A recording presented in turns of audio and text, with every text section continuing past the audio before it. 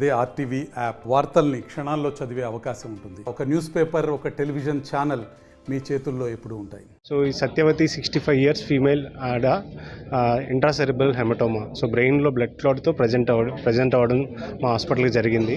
So ఆమెకు known existing ischaemic heart disease and poor bad lung condition ఉండడం వల్ల మొత్తం అనస్థీషియా టీమ్ అండ్ మేము న్యూరోసర్జరీ టీమ్ వాళ్ళతో డిస్కస్ చేసి అవేక్ క్రేనియాటమీ అయితే బెటర్, ఎందుకంటే జనరల్ అనస్థీషియా సైడ్ ఎఫెక్ట్స్ చాలా ఉంటాయి.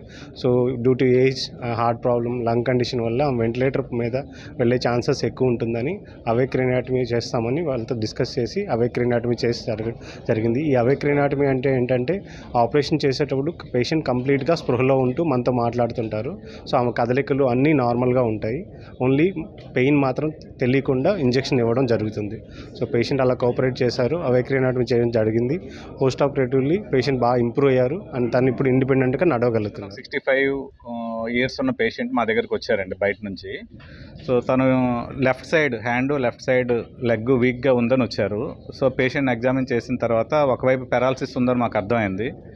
సో పేషెంట్ సిటీ స్కాన్ చేసిన తర్వాత కుడివైపు బ్లీడింగ్ ఉంది కనుక ఎడమవైపు పెరాలసిస్ వచ్చిందనే విషయం కూడా అర్థమైంది.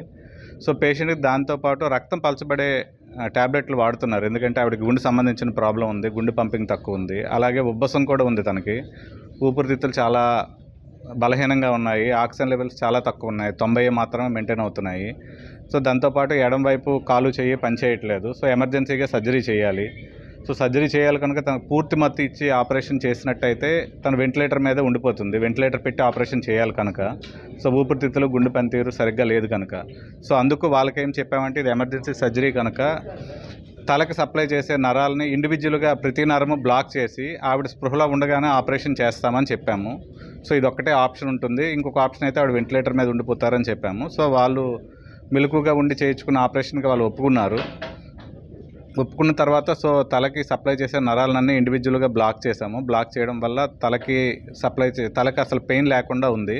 సో కనుక తలవైపు న్యూరోసర్జరీ డాక్టర్ గారు అది స్కల్ ఓపెన్ చేసినా కూడా తనకు పెయిన్ రాకుండా తను సర్జరీ చేయడం అయింది. సో ఇంకొక వైపు ఆవిడ పాటలు వింటూ మాతో మాట్లాడుతూ ఆవిడ మెలకుగా ఉండగానే ఆపరేషన్ అంతా అయింది. సో ఆపరేషన్ అంతా అలా చక్కగా అయిపోవడం వల్ల వెంటనే పేషెంట్ రికవర్ అయ్యి అదే రోజు తినగలిగింది, అదే రోజు సాయంత్రం నడవగలిగింది.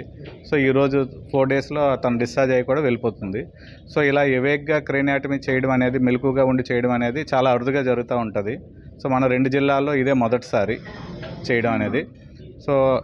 సో ఇక్కడ ఈ ఫెసిలిటీస్ కూడా ఉన్నాయి కనుక ఎలాంటి పేషెంట్ అయినా మేము ట్రీట్ చేయగలము జిఎంఆర్ వరలక్ష్మి కేర్ హాస్పిటల్ ద్వారా అని ఇందు మూలంగా తెలియజేస్తున్నాము. మరిన్ని వీడియోస్ కోసం ఛానల్ ని సబ్స్క్రైబ్ చేయండి, లేటెస్ట్ అప్డేట్స్ కోసం వాట్సాప్ ఛానల్ ని ఫాలో చేయండి అండ్ లింక్ డిస్క్రిప్షన్ లో ఉంది.